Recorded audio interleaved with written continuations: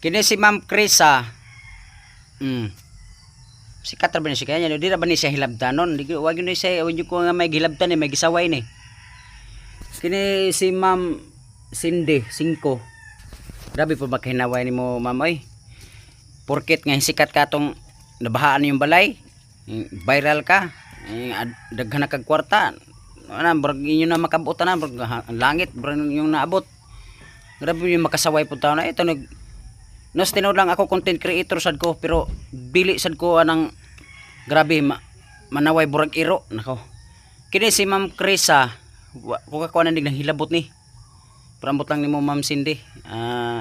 Idol taon taka pero iwan ko lang oy, basta kay maortong ako.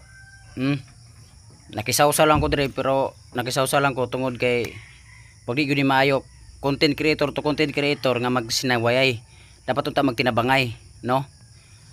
Tungod kay lalim man pugag ginaong iro na disura po day.